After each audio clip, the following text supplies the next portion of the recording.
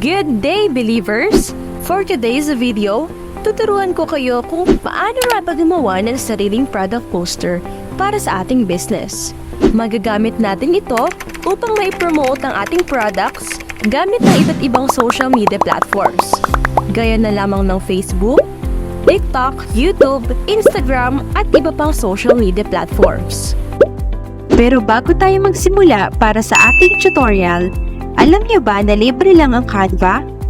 Ang Canva ay isang design tool para gumawa ng mga social media posts, gaya na lamang ng presentation, poster, flyer, banner, video, logo, at marami pang design. At alam mo din ba na hindi mo na kailangang humanap ng image sa Google para sa iyong poster, para iwas copyright infringement. Dahil sa Canva, libre lamang ang mga pictures at may iba't ibang elements o icon dito. Sa video ito, matututunan nyo kung paano gumamit at gumawa ng mga poster gamit ang Canva. Kaya't simulan na natin ang unang hakbang ng paggawa ng product poster. Bago tayo magsimula, kailangan na muna nating mag-login o sign up dito.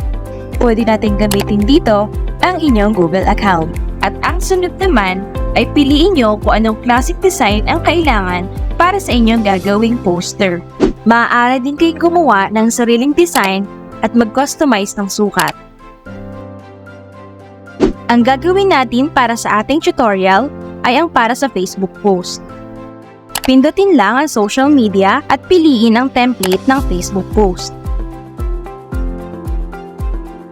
I-search lang ang template na gusto nyo sa search bar ng design. Maaari din kayong pumili ng iba't ibang template para sa inyong gagamiting poster.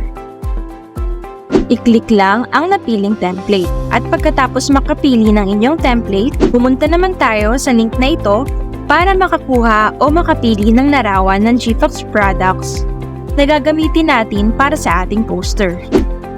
Ituturo ko din sa inyo kung paano ito mai-download. Piliin lang ang GFox product na gusto nyo at i-click lang ang tatlong dot na ito, download,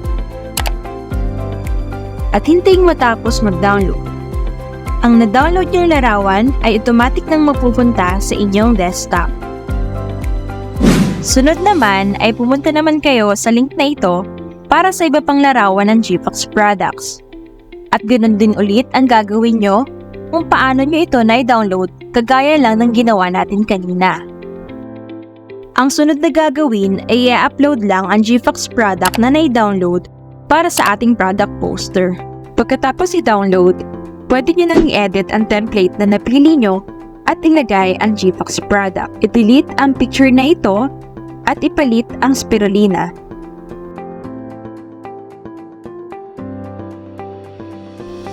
Pwede nyo ring ilipat ng pwesto ang mga elements sa pwestong gusto nyo. Pwede rin kayong maglagay ng background sa ating poster. I-click lang ang elements at i-search lang ang background na gusto nyo. I-click lang ang background na napili nyo at pagkatapos ay i-click din ang tatlong dot na ito. Sunod naman ay piliin ang replace sa background. Itong element na nasa gilid na ito ay maaari nyo ring palitan ng kulay. Pindutin ito at sunod naman, i-click lang ang add new color at pumili kayo ng kulay na sa tingin nyo ay babagay sa poster na gusto nyo. Sunod naman ay i-click lang ang transparency at i-adjust ito kung saan sa tingin nyo mas babagay sa kulay ng poster. Pwede rin natin itong lagyan ng kulay para mas maging balanse lang ang kalalabasan nito. Sunod naman ay ang pag-edit ng text. Para ma-delete ang text na ito, kailangan lang i-highlight ito at pindutin ang delete. Sa paglalagay ng text, kailangan lang i-click ang text at add text box. I-type ang naisip mong title ng product poster.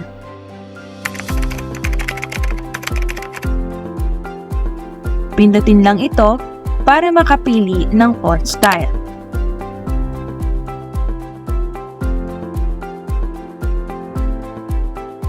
Pagkatapos makapili, ay i-adjust lang ang text kung anong sa tingin nyong mas babagay na pwesto.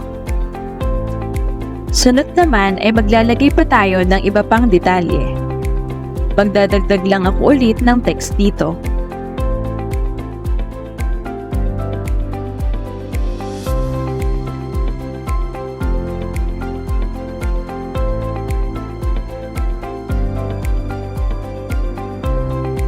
Maglalagay naman ako dito ng bullet form. Pwede tayong humanap ng bullet form sa elements. I-click nyo lang ulit ang elements at i-search ang bullet form. Pagkatapos nyong makapili ng bullet form, i-adjust nyo lang ulit kung saan mas babagay na pwesto at mas mabuti kung naka-align lahat ito.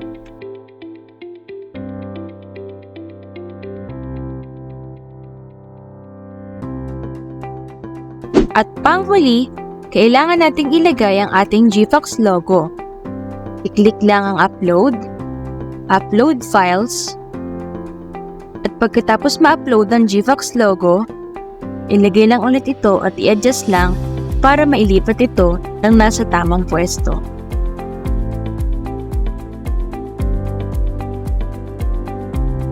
Pero bago natin ito i-save, lagyan natin ito ng file name. I-click lang ito at i-type ang file name nyo.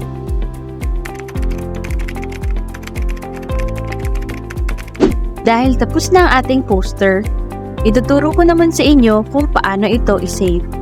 Pindutin nyo lang ang share, download, at pipili lang kayo dito kung anong file type ito. Pero dahil Facebook post ito, pwede natin itong i-save as PNG. I-click lang ang PNG, at sunod naman ay ang download. Hintayin nyo lang itong matapos mag-download. Pag natapos na itong mag-download, automatic na itong mag-save sa inyong desktop.